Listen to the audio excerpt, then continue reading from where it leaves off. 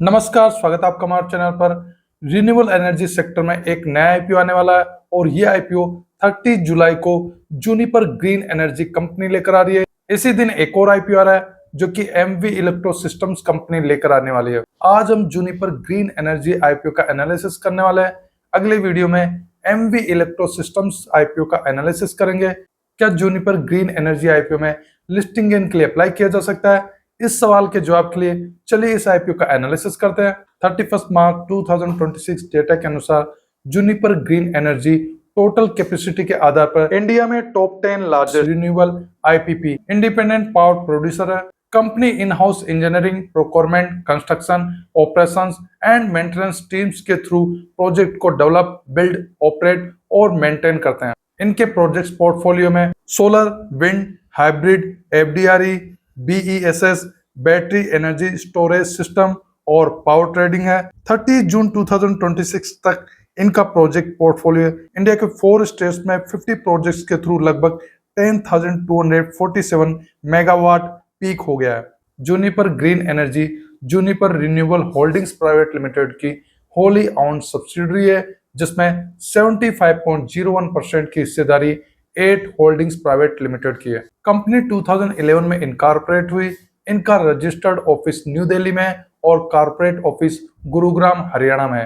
Company के promoters Arvind Tikku, Hemant Tikku, Niharika Tikku, 8 Holdings Private Limited और Juniper Renewable Holdings Private Limited है। अभी प्रोमोटर की होल्डिंग 100% है।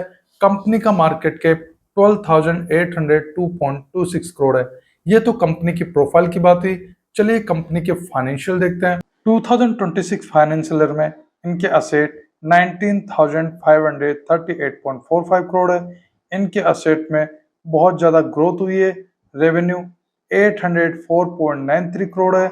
इनका रेवेन्यू 41% इंक्रीज हुआ। रेवेन्यू लगातार बढ़ता जा रहा है। प्रॉफिट 40.46 करोड़ है। इनके प्रॉफिट में 11% की ग्रोथ हुई है, लेकिन 2025 फाइनेंशियल ईयर में इनके प्रॉफिट में कमी आई थी। EBITDA 692.18 करोड़ है। EBITDA में भी अच्छी ग्रोथ है। नेटवर्थ 122.89 करोड़ है। नेटवर्थ में थोड़ी ग्रोथ हुई है। रिजर्व्स एंड सरप्लस 2,934.89 करोड़ है। रिजर्व्स एंड सरप्लस में भी थोड़ी ग्रोथ हुई है। उधारी 12,920.54 करोड़ है। इनकी उधारी बहुत ज्यादा बढ़ी है, जिस पर कंट्रोल करने की जरूरत है। ROE 32.92% है। ROA 6, ROC 16.11 है। ROC ठीक है। RONW 1.18% है। RONW काफी कम है। RONW अच्छे नहीं है। पेट मार्जिन 5.63% है। पेट मार्जिन कम है। EBITDA मार्जिन 85.99% है। EBITDA मार्जिन बहुत अच्छे हैं। प्राइस टू बुक वैल्यू 3.21 है। प्राइस टू बुक वैल्यू ठीक ठाक है। ओवरऑल फाइनेंशियल की बात की जाए तो इनके एसेट में बहुत अच्छी ग्रोथ है। इनका रेवेन्यू बहुत अच्छा इंक्रीज हो रहा है, लेकिन उसके हिसाब से इनका प्रॉफिट जनरेट नहीं हो पा रहा है। कंपनी की उधारी बहुत ज्यादा है, जिसे कंट्रोल करने की बहुत ज्यादा जरूरत है। आईपीओ का टोटल इशू साइज 1,800 करोड़ है, जो कि पूरा फ्रेश इशू है। एक शेयर के प्राइस 214 से लेकर 225 रुपीज है। एक लोट में 66 शेयर है और एक लोट का अमाउंट 14,850 रुपीज है। रिटेल इन्वेस्टर मिनिमम 1 लोट के लिए और मैक्सिमम 13 लोट के लिए अप्लाई कर सकते हैं। स्मॉल HNI मिनिमम 14 लोट और मैक्सिमम 67 लोट के लिए अप्लाई कर सकते हैं। बिग HNI मिनिमम 68 लोट के लिए अप्लाई कर सकते हैं। या फिर 30 जुलाई से लेकर 3 अगस्त तक अप्लाई किया जा सकता है। अलॉटमेंट 4 अगस्त को होगा। रिफंड 5 अगस्त से मिलना स्टार्ट हो जाएगा। जिन इन्वेस्टर को आईपीओ अलॉट होगा उनके डीमेट अकाउंट में से 5 अगस्त को क्रेडिट कर दिए जाएंगे और स्टॉक एक्सचेंज में इस आईपीओ के शेयर 6 अगस्त को लिस्ट होंगे। आईपीओ में रिजर्वेशन QIB के लिए 50%, रिटेल के लिए 35% और NIA के लिए 15% है। कंपनी का आईपीओ लाने का ऑब्जेक्ट क्या है? तो ये आईपीओ फंड से 683.24 करोड़ कंपनी द्वारा ली उधारी को पे करने में यूज करने वाले हैं। 728.69 करोड़ कंपनी की 3 सब्सिडरीज है, उसमें ये अपनी उधारी पे करने के लिए इन्वेस्टमेंट करने वाले हैं और balance fund general corporate purposes में यूज करेंगे। चलिए आईपीओ के नेगेटिव और पॉजिटिव पॉइंट देखते हैं। नेगेटिव पॉइंट में कंपनी की उधारी बहुत ज्यादा है और इनके पेट मार्जिन कम है।